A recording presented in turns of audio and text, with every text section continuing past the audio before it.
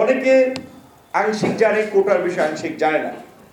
প্রথম দ্বিতীয় শ্রেণীর চাকরিগুলোতে 56% কোটা আছে, দ্বিতীয় তৃতীয় শ্রেণীতে 70%-এর মতো কোটা আছে, প্রাইমারিতে প্রায় 96%-ই কোটা, রেলওয়েতে 82%-ই কোটা, বিসিএস এর পরে যে নন ক্যাডার হয় সেখানে প্রায় 70% কোটা। এই কোটার কারণে দেখা যায় অনেক আমাদের বন্ধুরা, আমাদের সহপাঠীরা, দেখেছি আমাদের সিনিয়র বড় ভাইরা বলে যে ভাই, যে আমি ওর চেয়ে এত ভালো পরীক্ষা দিলাম, এত পড়াশোনা করেও চাকরি পাচ্ছি না, আর সে কোটার ফলে একবার ক্যাডার পেয়ে পরের বার চেঞ্জ করে, একবার আনসার পেয়ে পরের বার পুলিশে যায়, কারণ মালপানি তো সব পুলিশে, এটা তো এখন দেখতে পাচ্ছেন। তো কাজে পুলিশে যায়, কাস্টমসে যায়। সেই ছাত্রদের যৌক্তিকতার ভিত্তিতে আন্দোলন হয়েছে, প্রশাসনের পর্যালোচনা হয়েছে, সরকার মেনে নিয়েছে। এমনকি সেটি 18 সাল ছিল, আপনারা জানেন আমাদের ছাত্রদের 18 সদস্যের একটা প্রতিনিধি দলের সাথে সচিবালয় মিটিং করেছিল ওবায়দুল কাদের সহ সরকারের সেই সময় উচ্চ পদস্থ আইন শৃঙ্খলা বাহিনী থেকে কর্মকর্তা কর্মচারীরা। আপনার এমনি প্রেসের উপস্থিতিতে মিটিং শেষে সবাইকে বের করে দিয়ে শেষে একটা কথা বলছিল যে দেখেন, আপনারা আন্দোলন করছেন যৌক্তিক, কিন্তু এটা সরকারের বিদায়ী বছর, আমরা এই আন্দোলনকে সরকার বিরোধী আন্দোলন, সরকার পতনের আন্দোলন হিসেবে চিহ্নিত করছি। কাজী এই আন্দোলনকে দমন করার জন্য সরকারের যা করার সরকার তাই করবে। তখন ডিএমপির কমিশনার ছিলেন আসাদুজ্জামান মিয়া, তারা সব একটা হুমকি দিয়েছেন। কিন্তু তখন আমরা বলেছিলাম আমরা তো সরকার পতনের জন্য আসিনি, ছাত্রদের দাবি নিয়ে এসেছি, সেটা মেনে নেন, তাহলেই তো হয়। কিন্তু দেখেছেন সেটাও কিন্তু কিভাবে প্রতারণা করেছিল, বলছিল যে 1 মাসের মধ্যে এটার সমাধান হবে, হয় নাই। এমনকি প্রধানমন্ত্রী পার্লামেন্টে দাঁড়িয়ে জাতির সামনে কিন্তু ঘোষণা দিয়েছিলেন কোনো কোটাই থাকবে না। তারপরেও কিন্তু আমরা আমাদেরকে প্রজ্ঞাপনের জন্য আন্দোলন করতে হয়েছিল। তো কাজে এখন আজকের আন্দোলন হচ্ছে, এখন ওবায়দুল কাদেররা প্রেস কনফারেন্স করে বলছে এই আন্দোলনে বিএনপি ভর করছে, বিরোধীরা ভর করছে, তারা সরকার পতনের জন্য রাস্তা তৈরি করছে।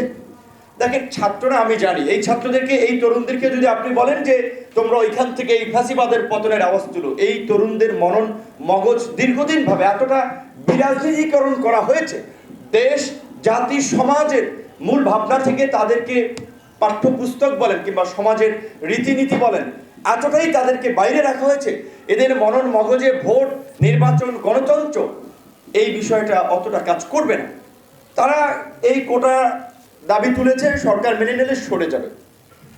তো আমরা বলছি যে সরকার মেনে নিক, তার সরকার কেন মেনে নিচ্ছে না?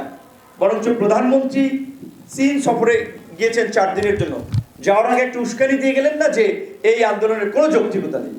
আপনি দ্বিচারিতা কেন করছেন? আপনি কোন মুখে দুই কথা বলছেন, যেখানে আপনি এই আন্দোলনের প্রেক্ষাপটে দাবি মেনে নিলেন, আবার বলছেন যে যারা আন্দোলন করছে তারা কি চাকরি করেছে, বিসিএস দিয়েছে? এবং ওবায়দুল কাদের তিনি একজন লার্নেড পলিটিশিয়ান বলা চলে, সিনিয়র পলিটিশিয়ান, এই রকমের বোগাস কথাবার্তা বলে, এই রকমের মিথ্যাচার কথাবার্তা বলে যে 2018 সালে যারা আন্দোলন করেছিল তাদের 31 জন বিসিএস পরীক্ষা উত্তীর্ণ হয়নি। একেবারে ডাহা মিথ্যা কথা। আমি পরীক্ষাই দেয়নি। আমাদের আন্দোলনরত নেতা যারা ছিল, রাশেদ, মামুন, ফারুক, কেউ আমরা বিসিএস পরীক্ষাই দেয়নি, কারণ আমরা তো একটা রাজনৈতিক প্রক্রিয়ার মধ্যে এসেছি যে না, শুধুমাত্র এই কোটার সংস্কার করে তো হবে না। এই যে আমাদের ছাত্র বন্ধুরা আন্দোলন করছে, তাদের উদ্দেশ্যে আমি বলবো যে এই আন্দোলনের মধ্যেই দেখেন কোটা নিয়ে আমরা আন্দোলন করছি। কোটা সংস্কার হলে তো কিছু চাকরির জন্য পদ খুলবে, বা এই 30টা পিএসসির আন্ডারের পরীক্ষার প্রশ্নপত্র ফাঁস হয়েছে, সেটার জন্য এখন পিএসসি ড্রাইভার আরো বেশ কয়েকজন কর্মকর্তা গ্রেপ্তার হয়েছে। তো কোটাও যদি যায়, এইভাবে যদি প্রশ্ন ফাঁস হতেই থাকে, তাহলে মেধাবীরা চাকরি পাবে, তাদের মূল্য একটা কোথায়? সরকারি চাকরিতে 20 লক্ষ পদ আছে, 4.5 লক্ষ পদ খালি আছে। এই 4.5 লক্ষতে 1 মাসের মধ্যে নিয়োগ দিলে আপনার 4.5 লক্ষ চাকরি পাবে। এই যে আমাদের দেশে বর্তমানে প্রায় 42 লক্ষ উচ্চশিক্ষিত তরুণ, সবার কি কর্মসংস্থান হবে? তো আমি আমার তরুণ বন্ধুদেরকে এটাই বলবো, আমরা সে সময় বুঝি নাই, আমাদের গাইডলাইন দিতে পারে নাই, আমাদের পরামর্শ দিতে পারে নাই, আমরা আপনাদেরকে পরামর্শ দিচ্ছি, আমরা আপনাদের পাশে আছি। এবং আমার দৃঢ় বিশ্বাস সমস্ত জাতীয় নেতৃবৃন্দ আপনাদের পাশে আছে, কারণ এই আন্দোলন শুধু ছাত্রদের আন্দোলন না, ছাত্রদের বাবা মায়ের আন্দোলন, ছাত্রদের ভাই বোনের আন্দোলন, ছাত্রদের অভিভাবকদের আন্দোলন, সবাই আপনাদের পাশে আছে।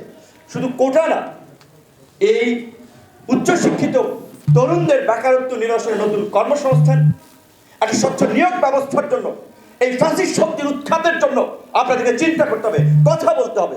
এই ফ্যাসিস্ট শক্তির পরিবর্তন না হওয়া পর্যন্ত সাময়িক কোটা বাতিল করলেও খুব বেশি এই বৃহত্তর তরুণ জনগোষ্ঠীর লাভ হবে না।